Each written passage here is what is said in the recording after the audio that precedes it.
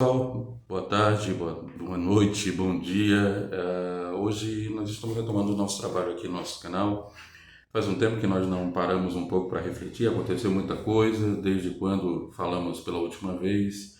Agora estou em uma outra igreja, estou aqui no interior da Bahia. E então assim, agora é possível, né, começarmos a ter uma reorganização da nossa vida, já estamos bem alocados aqui. E estamos usando esse canal para tratar de alguns aspectos, de alguns pontos importantes da doutrina, alguns pontos importantes de temas específicos e também, claramente, também nós estamos trabalhando a questão de reflexões bíblicas. E hoje eu gostaria de trabalhar com vocês alguns pontos de uma reflexão que eu venho fazendo. Domingo passado nós estivemos trazendo para a igreja essa reflexão e eu gostaria de chamar sua atenção para o texto de 1 Samuel, capítulo 4, versículo 21, 22, onde nós lemos: E chamou ao menino Icabode, dizendo: De Israel se foi a glória, porque a arca de Deus foi tomada, e por causa de seu sogro e de seu marido, e disse: De Israel a glória é levada presa, pois é tomada a arca de Deus. Esse é um momento traumático da história de Israel. Nós vamos observar que a forma como Deus pune Israel, na realidade, punindo seus líderes, traz uma quebra, um rompimento, uma ideia distinta daquilo que ele vinha fazendo até então. Essa é a primeira vez e única, na realidade. Há um outro momento da tomada da arca, mas esse momento não é mencionado, né, na Bíblia.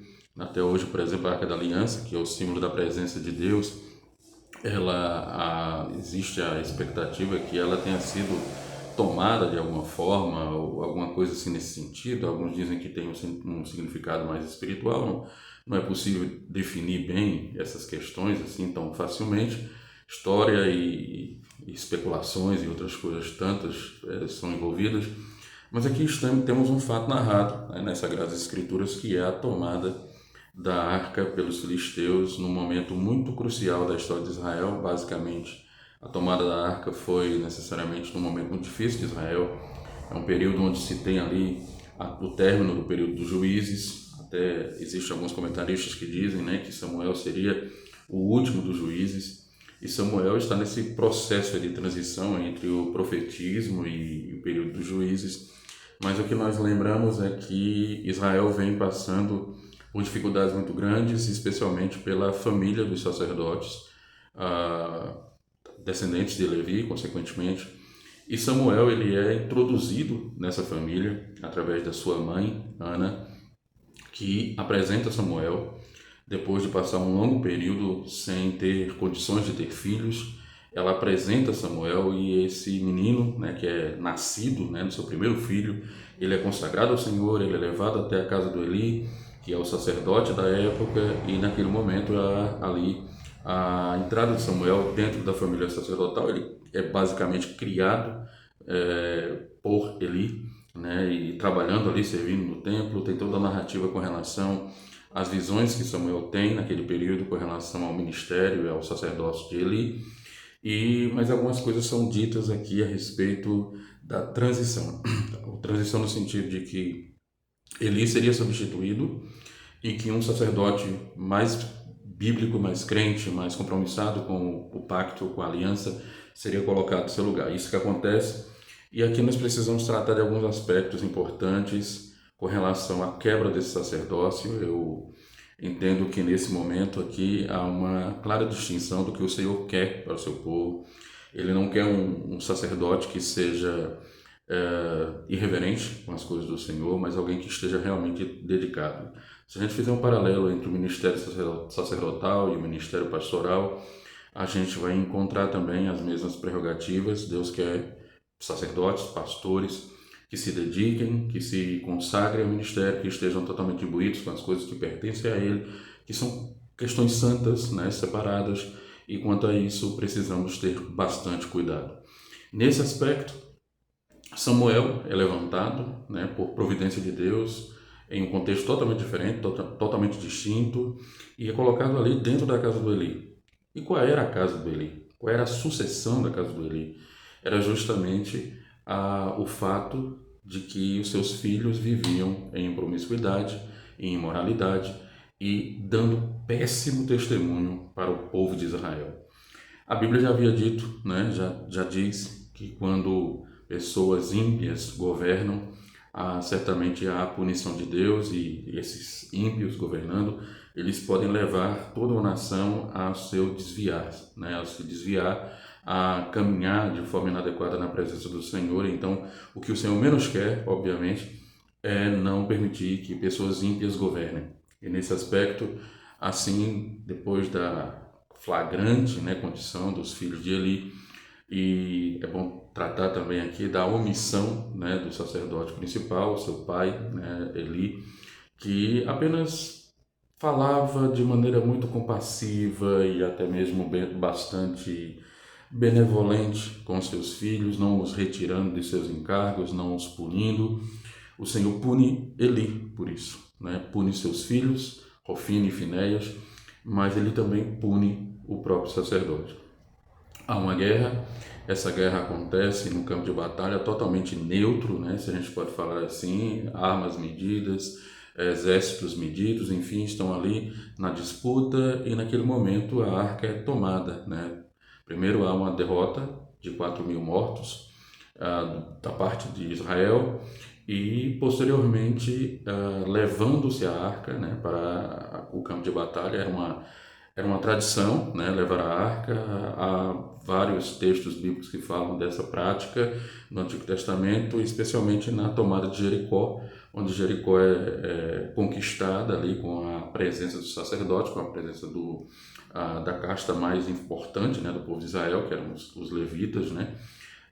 E Jericó é tomada basicamente pela levada da arca e todo aquele contexto que envolve a queda das muralhas, enfim, tudo isso acontece, e o povo de Israel, de uma certa maneira, depositava, né, na questão da presença de Israel, de Deus sobre Israel, a confiança completa, absoluta. Mas naquele momento as coisas saem do controle, né? Os dois sacerdotes que levaram a arca, que é o Hofni e o Finéias, eles são mortos e acabam perdendo sua vida e, consequentemente, a sucessão, né? Deus já havia também prometido que sobre a casa de Eli não haveria mais sacerdotes, e também não haveria mais pessoas que completassem uma longa data, né? Que não envelhecessem. E foi basicamente isso que ocorre. O próprio Eli foi o último dos velhos, né, da sua família, e isso ocorre de uma forma traumática, né? Porque depois é retornado a uma certa pessoa que comenta, né, sobre esses fatos ocorridos no campo de batalha, e entrando na cidade ele comunica os fatos a Eli, que está sentado em uma cadeira, esperando as notícias. E quando ele chega no velho sacerdote, ele conta que os seus filhos foram mortos e que a arca foi tomada. Na mesma hora, Eli acaba morrendo, né? Ele vira para trás e tem um mal súbito, imagino, e acaba morrendo naquele momento, consumido, né, no caso, pelo juízo de Deus com relação à sua família, com relação àquilo que ele havia praticado enquanto sacerdote. Na hora de Eli, né, o texto que nós lemos fala justamente sobre isso. Ela diz: e acabou, né? Foi-se a glória de Israel. Ele não está falando sobre os filhos de Eli, nem tampouco do Eli, mas da arca que foi tirada, pois essa era a glória de Israel. A ideia então aqui é que Deus havia abandonado Israel naquele momento, mas isso não era um abandono absoluto, era um abandono que em breve seria reaproximado de alguma forma. O próprio Deus retornaria à sua comunhão com Israel, levantando um sacerdote, e também lá na frente permitindo que o próprio rei Davi, né, depois de tomar posse, né, do seu reinado, ele conseguisse trazer de volta a arca para Jerusalém, que se tornou a capital dos judeus naquela época. Esses pontos são importantes para a nossa reflexão e para a nossa aplicação do que nós estamos tentando passar aqui. Até quando, né, digamos assim, o Senhor permite que pessoas que são ligadas à frente, né, do trabalho dele comentem, sejam, digamos assim, tropeço para o povo? Recentemente no nosso país nós tivemos casos de grande repercussão, de lideranças que cometeram pecados, envolvimentos com coisas ilícitas, pessoas que não eram dentro da nossa comunidade, pessoas reputáveis, enfim, e isso levou a um escândalo de proporções imensas, nacional, e a pergunta que se faz é até onde o Senhor permite que tais coisas ocorram. E nesse ponto, os princípios são os mesmos. O Senhor sempre vindicará a sua obra. O Senhor sempre vindicará a sua justiça. O Senhor sempre agirá com justiça. Ele sempre trará o renovo ao seu povo. Esse renovo virá também pela questão espiritual, mas também pela questão moral do povo. O povo precisa de pacificação, ele precisa de uma conduta elevada para que o testemunho do Senhor seja coerente com aquilo que simboliza o Senhor. Não existe essa ideia de caminharmos com a depravação, com a imoralidade, com coisas inconvenientes e ainda assim observarmos em nosso meio crescimento e observarmos em nosso meio algum tipo de favorecimento. Deus pode até fazer isso em algum momento, mas Ele fará depois o limpar da sua ira. Ele certamente retirará aqueles que lhe pertencem a Ele e protegerá esses de escândalos que venham porventura a denegrir a sua obra e sua vontade soberana sobre o seu povo. Então, que fica o exemplo dos filhos de Eli na nossa meditação. O fato é, nós estamos aqui lidando com coisas santas. Eu me lembro de uma pregação no seminário há muito tempo atrás, quando eu estava no seminário, há mais de 20 anos atrás, onde me lembro de um seminarista, não me recordo agora qual era o nome dele, há muito tempo, acho que ele era um pouco mais alto, né, na questão das séries do que eu, e ele falava sobre o pisar em lugar santo. Me lembro dessa pregação até hoje, né, como certamente existem algumas pregações que a gente nunca esquece, né, mas essa me firmou um pouco na mente, que ao misturarmos com as coisas santas, ao estarmos ligados às coisas santas, ao sermos incluídos nas coisas santas, o Senhor certamente Ele trabalha no sentido de que a sua proclamação, o seu reino, os seus valores sejam completamente destituídos de tudo aquilo que não seja para a sua glória. Então fica o exemplo de que o Senhor vindicará, de que o Senhor limpará, de que o Senhor levantará outra pessoa no seu lugar e que fará a sua obra, independentemente até mesmo desses escândalos. Que o Senhor nos firme nessa convicção de que Ele jamais abandona a sua igreja, de que Ele jamais permite que os maus governem a sua igreja e que o Senhor, certamente, tendo ainda compromisso com a sua igreja, se essa igreja é uma igreja fiel às suas santas escrituras, Ele limpará essa igreja e permitirá que o seu bom nome seja glorificado, seja exaltado, não somente dentro da igreja, mas fora da igreja também, porque esse é o testemunho moral que a igreja presta à sociedade, à humanidade de um modo geral.